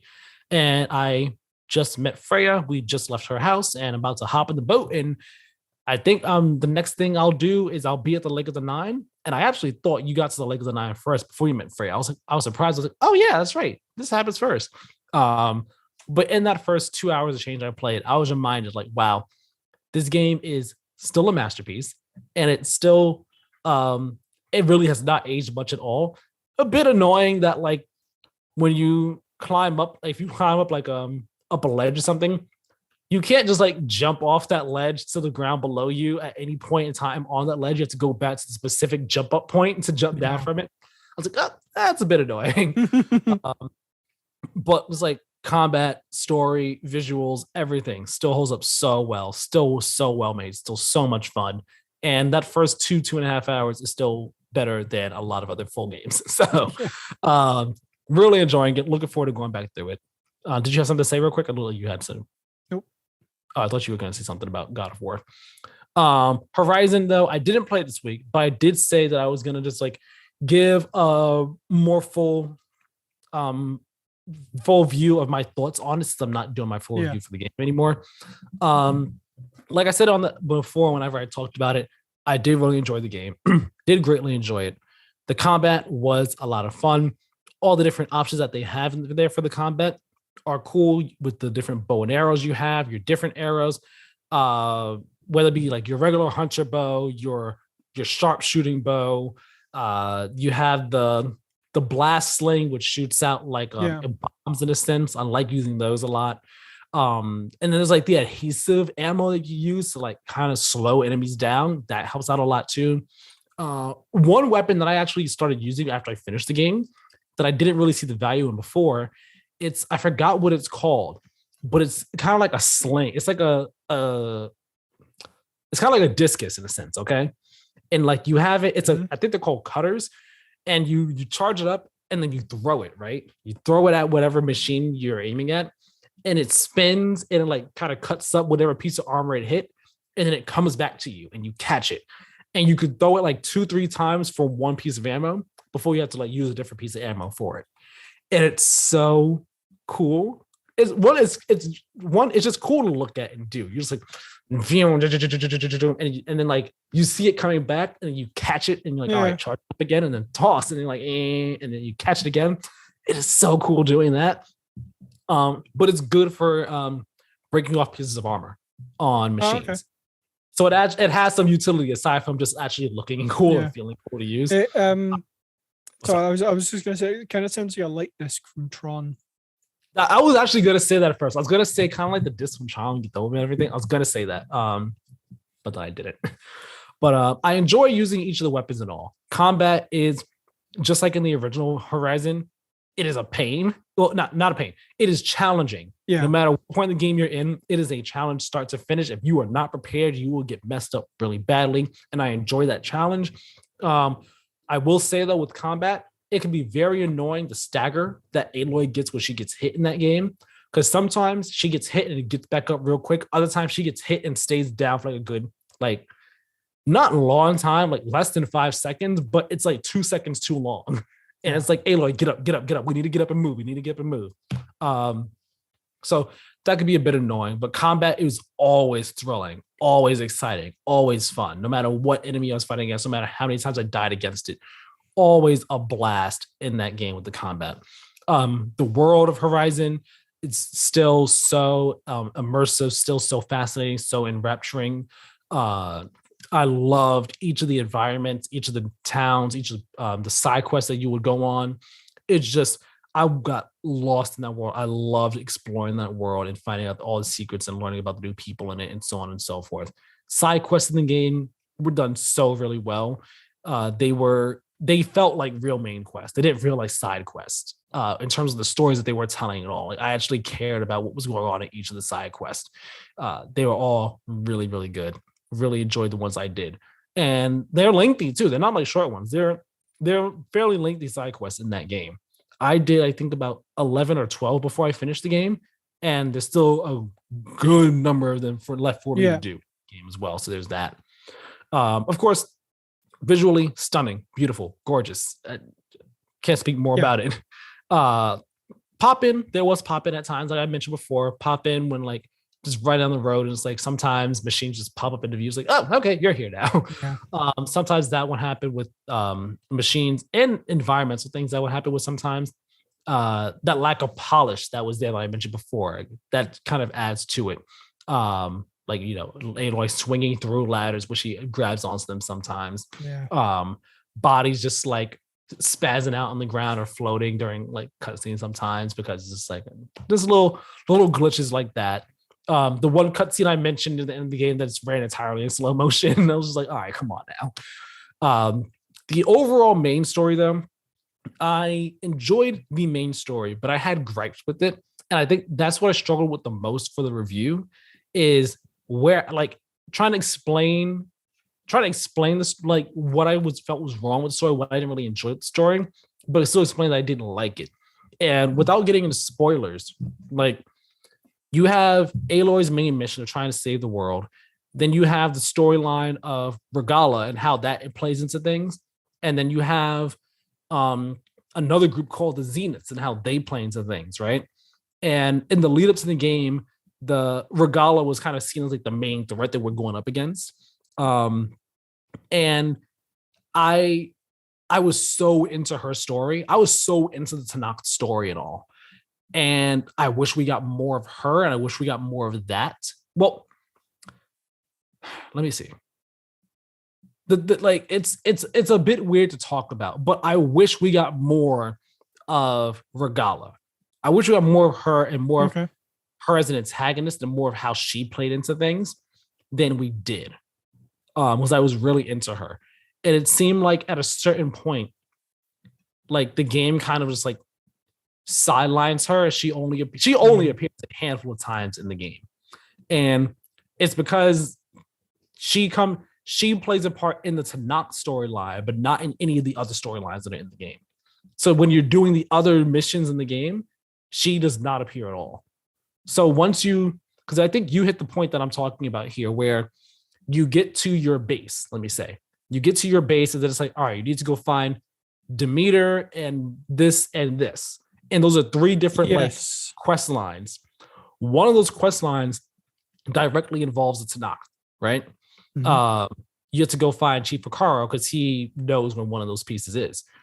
That quest line directly involves Regala.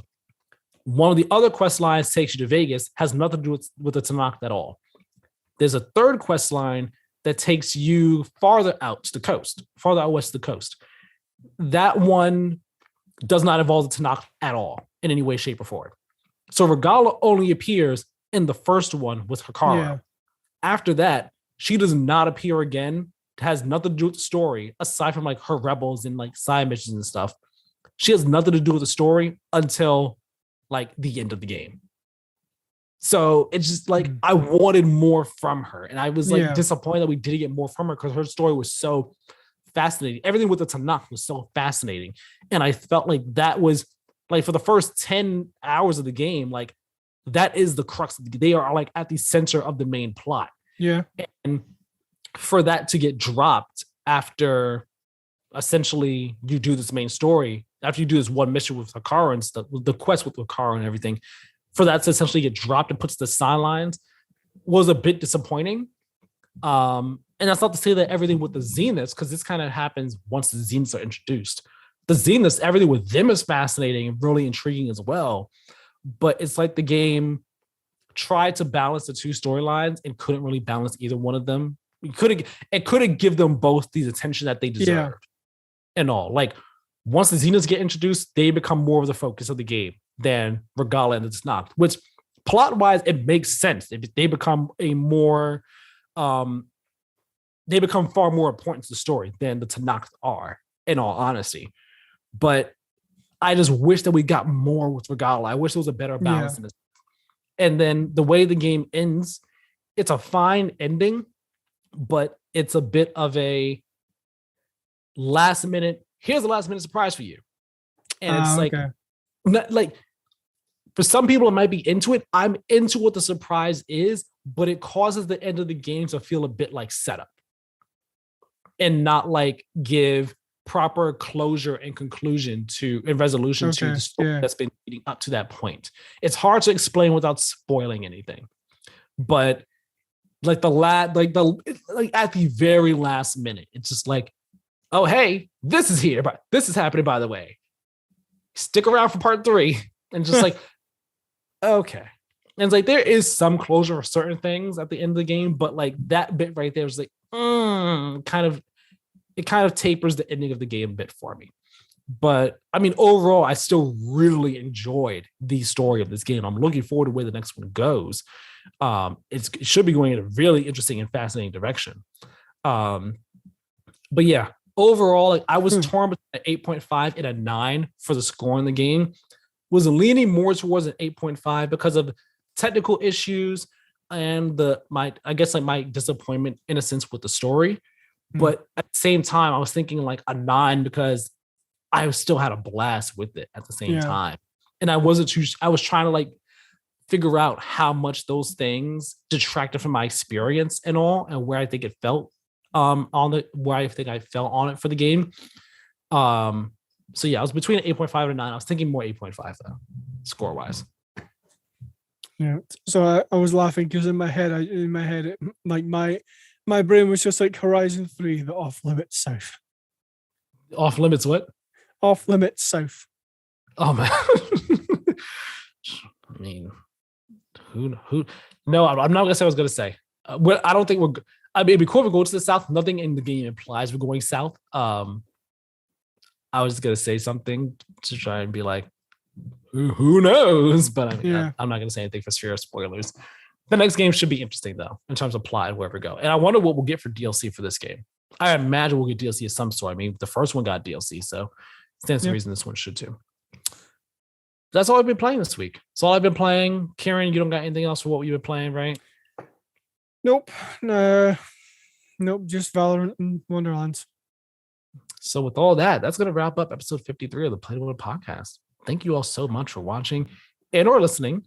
Remember to subscribe to us over on YouTube at Play to not at Play to Win. I'm mixing up stuff. Subscribe to us on YouTube. Hit that notification bell. Like, comment, and share. Again, let us know in the comments what are some games you'd like to play and de-stress, put yourself at ease, what games make you happy. Also, let us know what you think about Unreal Engine 5. Are you excited for Unreal Engine 5? Are you looking forward to it? Are you looking forward to Epic and Lego's collaboration, what they're working on? Let us know those things. And also, let me know what you think of Horizon Forbidden West. Now that I've kind of like laid it all out, what I kind of felt for it. Let me know what you guys thought of it as well. Do you agree with some of my thoughts on it? Do you disagree? Let's have a conversation about it down below in the comment section. Also, subscribe on podcast services. Leave us with those 5-star reviews. So very much appreciated. We would really, really like that. It'll help us out a whole lot. in terms of algorithm stuff and promotion, so on and so forth. It'd be great to have. Hit up our website, playwingames.wordpress.com. It's a hub for all of our content. And follow us on social media, on Twitter and Instagram at Play2Win Game for updates on the show and other things that we post over there. Keiran, where can people find you, my friend? You can find me on Twitter and Twitch at Badlynet, BADLYNET, all one word. I still haven't started streaming yet because things have kind of taken priority over that, but at some point soon that will probably start, maybe. Nice. Maybe, possibly, hopefully, potentially. You can follow me over on Twitter at Tyler Miller 2496, where again I talk about gaming, gaming, anime, movies, and so on. I tweeted last night that pro tip for anyone and everyone listening: if you are buying movie tickets, make sure you know what day the movie comes out. That way, you don't end up at the theater a week before the movie releases because you thought it came out already. Tyler, did you end up at the movie theater a week before? I thought Fantastic Beasts came out April 6th, and I bought tickets for April 8th, or at least I thought I bought tickets for April 8th. I bought tickets for April 15th because the movie comes out April 15th. So when me and my girlfriend got to the theater and the guy scanned, he said, "Oh, it's not scanning because the movie comes out next Friday." I was like, "What? No, I saw it said it comes out April 6th." Does it release in the States? Well, I get maybe so. Because I saw someone on Twitter say that they were seeing it on April 6th. And I was like, oh, okay, it's out on April 6th. So I bought tickets. And I swear to God, I saw on Google, it said April 6th, which is why I thought I bought tickets for April 8th. But nope, it comes out April 15th. So I'm just stupid. And I just somehow didn't realize this. So kind of felt bad for wasting my girlfriend's time a bit. But I was able to give her Lego Star Wars Skywalker Saga because I bought that for her. So I was able to give that to her. So she should be playing that this weekend and telling me about it. Hope she has a good time with it. Do you have an update? Is it come out earlier in the UK? Is it out already? It says it releases on the 6th in the US as well. Okay, I'm not crazy. I am not crazy. I knew I wasn't. Yeah. I knew I wasn't. Okay. I don't know what. Okay. I'm not a psychopath. I'm stupid in terms of I bought a ticket for the 15th. I thought it was the 8th, but I'm not crazy. Okay. I'm not crazy. I just need that confirmation. Yeah. Thank you all so very much for watching and or listening to this episode of the Play2Win Podcast, and we'll talk to you all next time. Have a great one. See you later.